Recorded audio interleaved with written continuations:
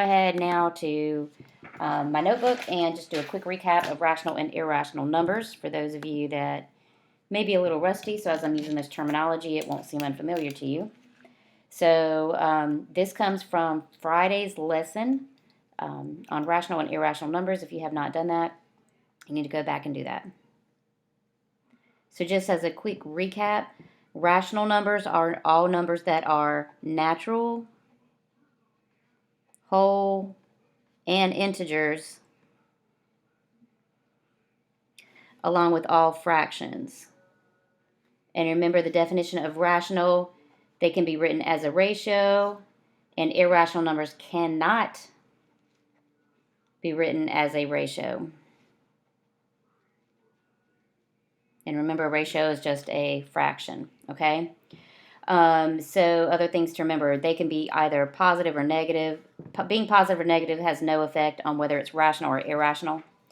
In terms of fractions, all fractions can be written in decimal form, like say even a natural number 5. We could write 5 as 5.0, could we not? That's a decimal. But that decimal terminates, meaning it stops, right? So remember that when converted to a decimal, rational numbers will always be decimals that terminate, or that repeat. Also important to remember is that if you have the square root of a perfect square, it will be rational. So for example, the square root of 25 is 5. The square root of 100 is 10. These are all things you should have practiced on Monday and should know very, very well. So to contrast that, irrational numbers cannot be written as a ratio.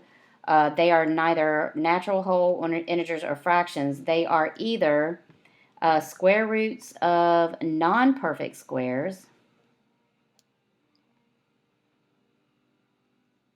So again, a number like the square root of 5, the square root of 2, negative square root 3. If we can't take the square root of it in our heads, then as long as it's less than 225, then it's not a perfect square, and therefore it will be irrational. Why? Because as a decimal,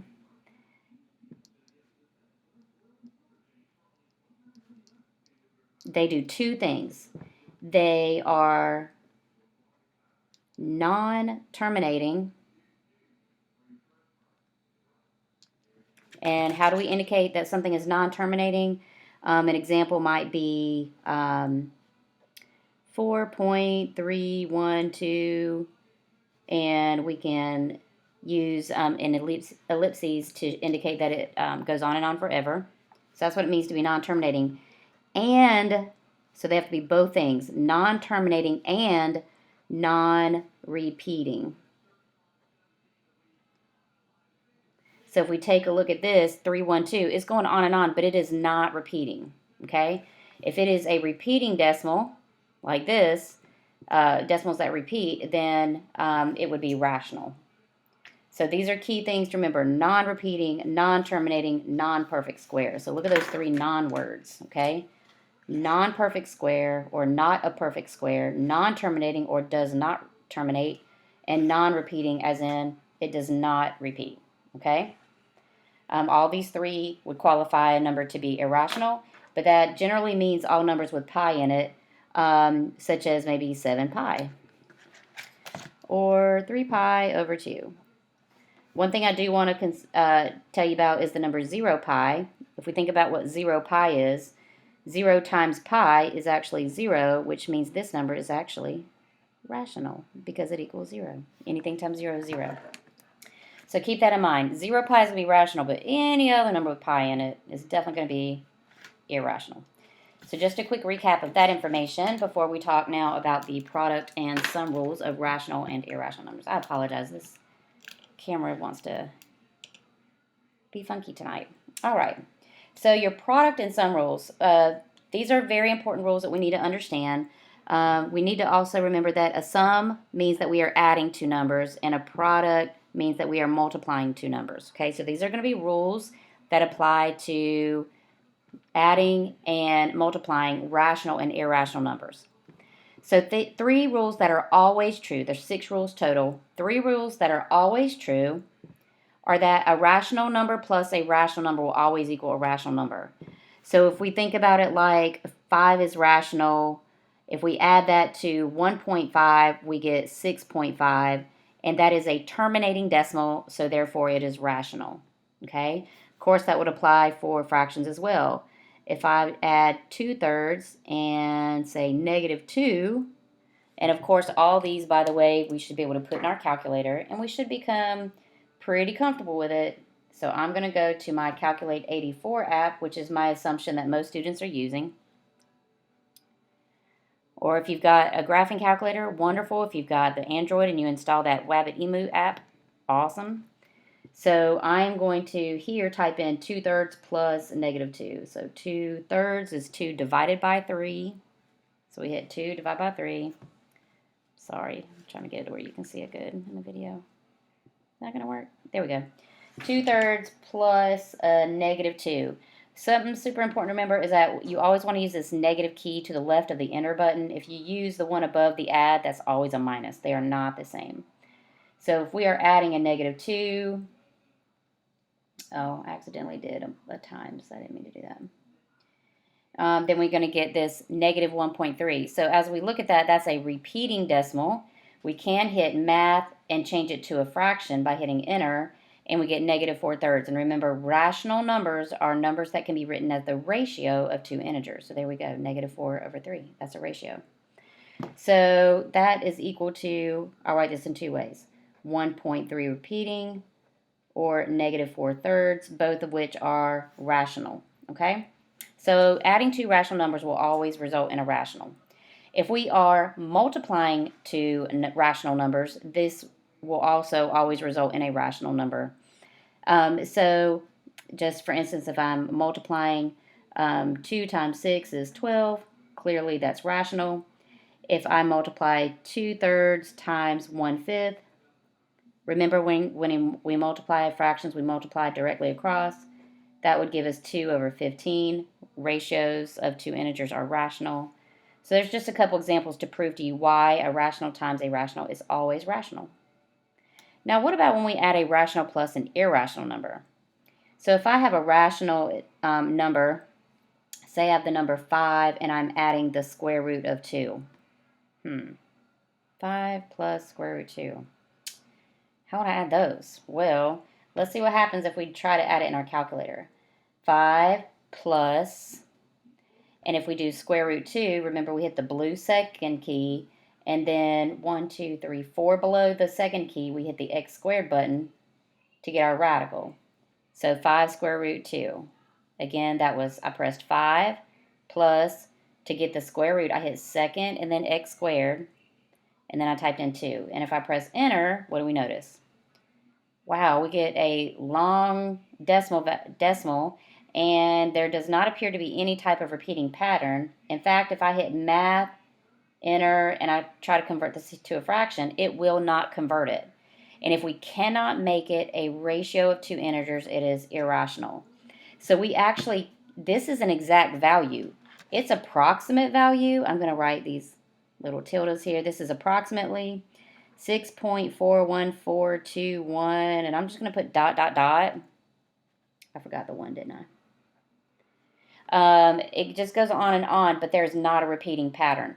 This is an exact answer, and you will in Delta Math have to enter them in like this. If I'm adding a rational plus an irrational, this is my exact value, and this is how I would type it in Delta Math.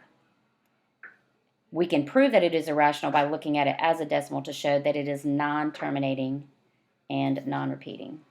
So these 3 rules you have to remember, and it'll make it a lot easier. So remember, if it's irrational, it's it will not repeat and it will not terminate. So now let's take a look at our last 3 rules, which are more involving irrational numbers. Lots of I's, notice. So these are sometimes true, which means they're usually true rules, but there are a couple exceptions. So let's, for instance, look at this rule that says an irrational plus an irrational number is equal to an irrational number. Well, if I add the square root of 5 plus the square root of 3, both of those are irrational. Why? This is the square root of a non-perfect square, and I'm adding to it the square root of a non-perfect square. So remember, perfect squares are numbers we could take the square root of, like the square root of 81 is 9. We can't take the square root of 5 or the square root of 3 without getting an irrational number.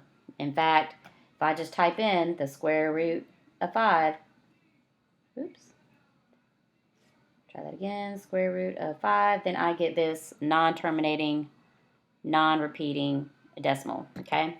So an irrational plus an irrational will equal an irrational number. In this case, it was approximately 2.236, but definitely did not have a pattern. Therefore, this is the exact value. If I said, what's the square root of 5 plus the square root of 3 exactly? You would say square root of 5 plus square root of 3. And that's how you would type it in Delta Math. But what might be some of the exceptions to that rule? Well, how in the world can I add two ugly numbers and get a pretty rational number? So let's put except when can I make an I plus an I equal an R? Well, we can do that if we were to have opposite irrational numbers. So if I were to ask you, if I give you the number 3, what's the opposite of 3? What do you think you would say? The opposite of 3. Well, the opposite of 3 is negative 3. So the opposite of a number like the square root of 2 would be negative square root of 2. So what happens when we add two opposites? As in, what happens when we combine 3 plus negative 3? So think about that. If I add 3 and negative 3, so I'll put negative 3 plus 3. We like that better. Negative 3 plus 3, we get 0. So when you add opposites, so adding opposites makes it equal 0. So I can put this negative square root 2 in parentheses if I want, but it's still going to come out to equal 0. And in fact, let's try that in our calculator. So I'm going to try to make it real clear. So if I type in, again, second x squared button, 2, and then I notice I hit the right arrow to come out of the radical. I'm going to just focus the camera, see if it focuses in on the calculator a little better. It does, good. So the square root of 2 plus negative square root of 2, notice I use the negative, not the minus for that, I get 0. Notice the parentheses aren't necessarily necessary in the calculator, but on paper we usually put them because it looks really weird to have plus and negative. But this is the same thing as saying negative square root 2 plus square root 2 also. So I'll say except when adding opposites.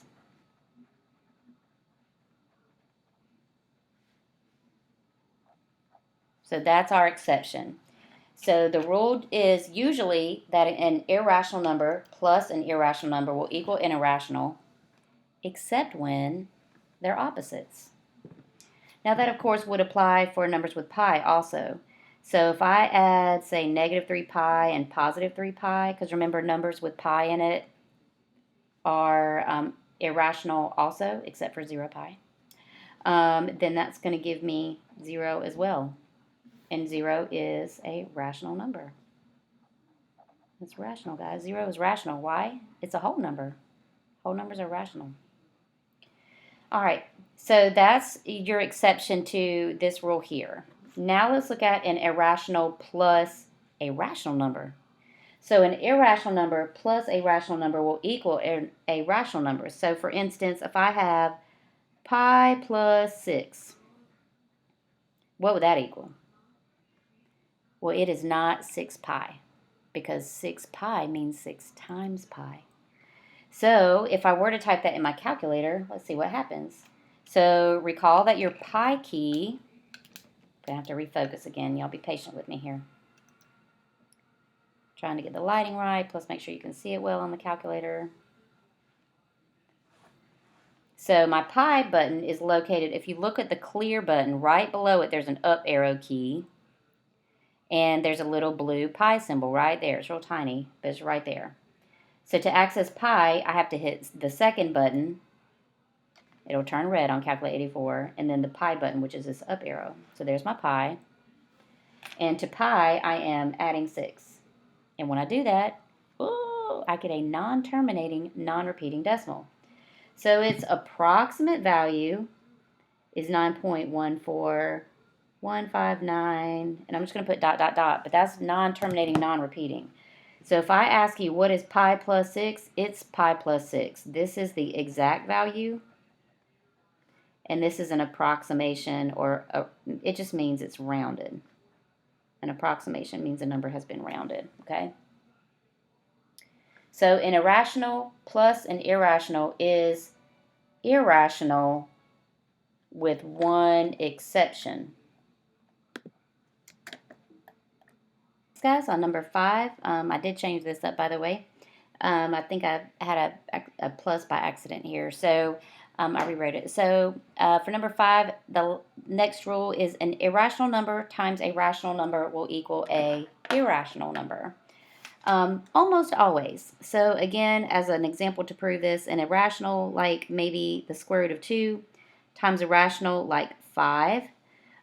When we multiply a number that is under a radical with one that is not, it's kind of like multiplying x times 5 and we write it as 5x.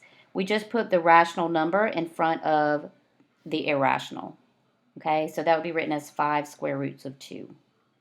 So this is almost always true, that an irrational times a rational will equal an irrational number. So when is the exception?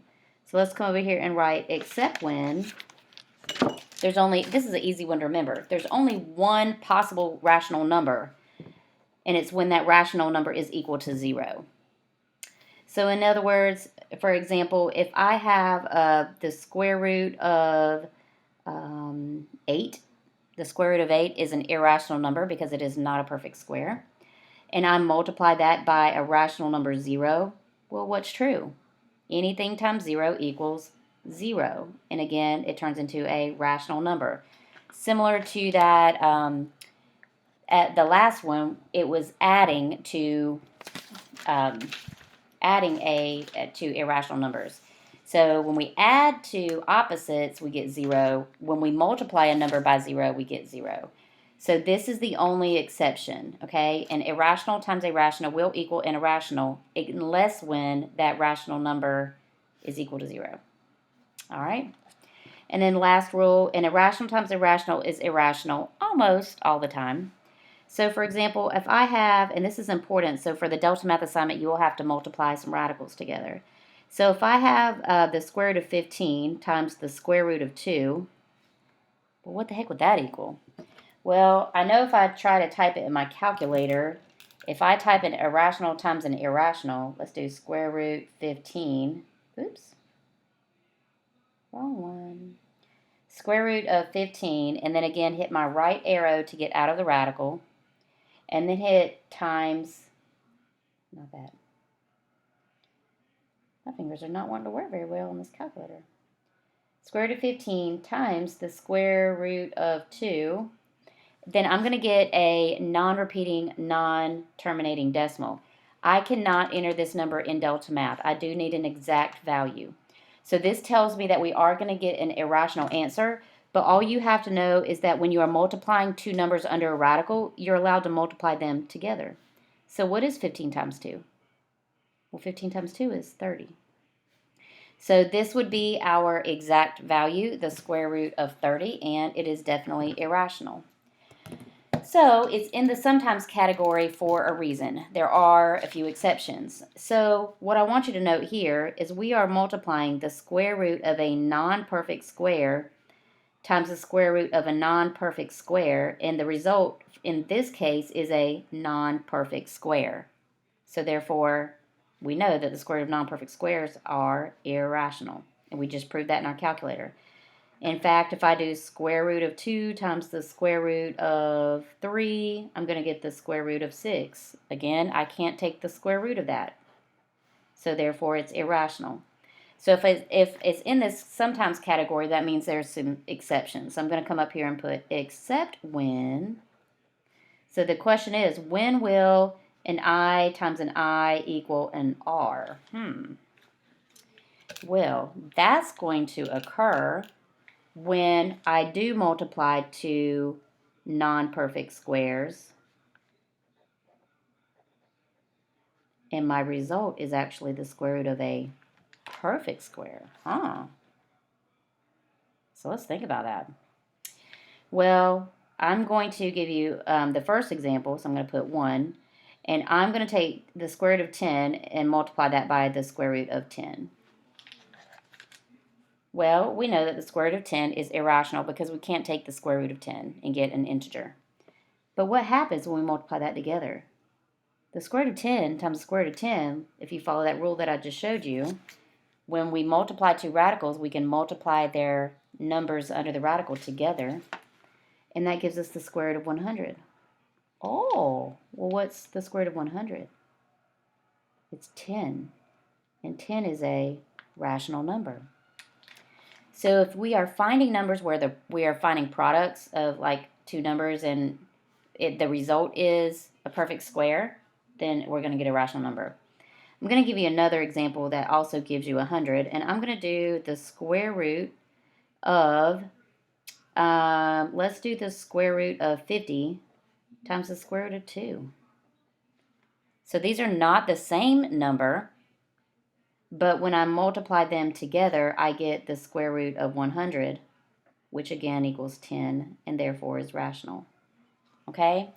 So this is the exception. When I multiply the square root of a non-perfect square times the square root of a non-perfect square, and it results in the square root of a perfect square. So again, a quick recap. You have 3 rules that you need to learn where they're always. Can we use our calculator? Yes, but it is shorter if you grasp onto the concept here. So your 3, look at all the ones that are always true. There's only one that involves I. Only one. Look at all that. Rational plus rational is rational. Irrational times rational is rational. Irrational plus an irrational is irrational. And we just proved over here why. Okay? And then we have 3 other rules that are sometimes true with some exceptions. So again, as a quick recap, let me focus that. Sorry. If I add to irrational, I'll get an irrational except when opposites. So if I were like trying to do some keywords, so I would do da-da-da except when adding opposites. That's really the key information. This is true except when my rational number is 0. And lastly, an irrational times an irrational is irrational except when a non-perfect square times a non-perfect square results in the square root of a perfect square. If I said that right, the square root of a non-perfect square times the square root of a non-perfect square results in the square root of a perfect square.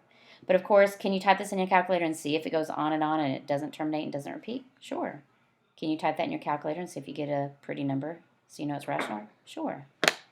So that's going to conclude our notes. Make sure you take a picture of that. I am going to do a second video where I work through the Delta Math problems, like a few of them to help you out. So make sure you also get that in your notes.